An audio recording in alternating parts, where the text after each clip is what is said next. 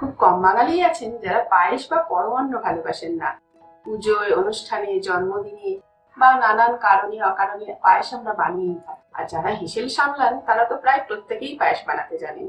তবুও আজ আমরা পায়েস বানাবার পদ্ধতি নিয়ে হাজির হয়েছি।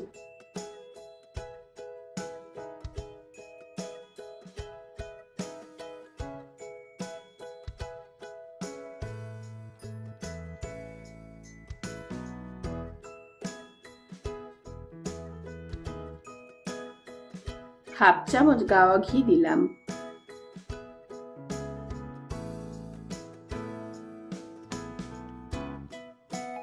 দুটো ছোট এলাচ দিলাম।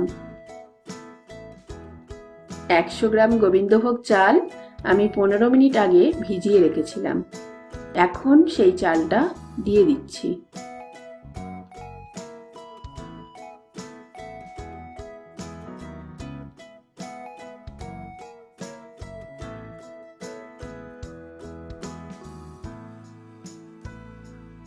হালকা একটু ভেজে নিয়ে 1.5 লিটার ফুল ক্রিম দুধ দিয়ে দিচ্ছি।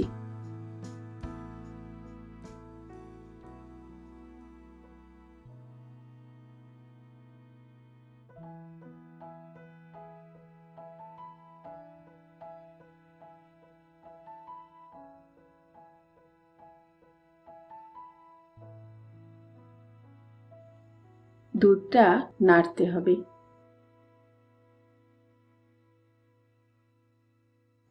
যাতে উতলে না যায় সেই খেয়ালও রাখতে হবে।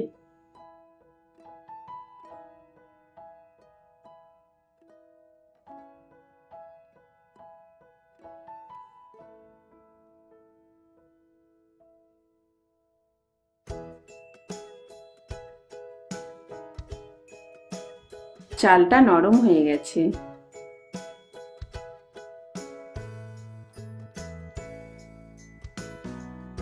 এখন আমি 150 গ্রাম চিনি দিয়ে দিচ্ছি। এর সঙ্গে দিচ্ছি 150 গ্রাম মিছরি। মিছরি পায়েসের মধ্যে একটা আঠালো ভাব তৈরি করে। আপনারা মিছরির বদলে বাতাসাও দিতে পারেন।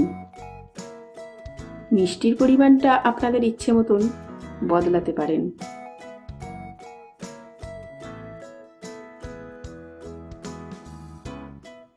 দুটো ছোট এলাচ দিলাম।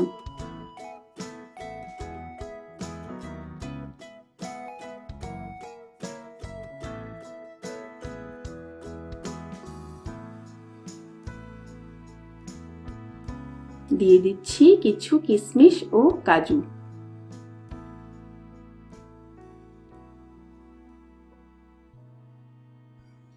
আবার নাড়তে থাকুন।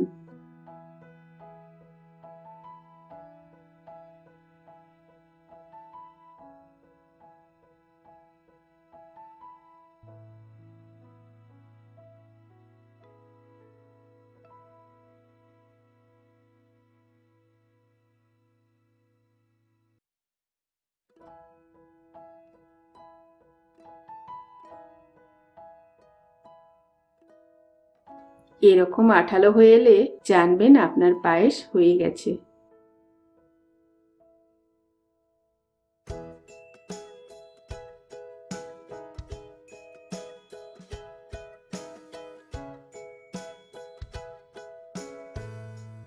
তৈরি হয়ে গেল পায়েস।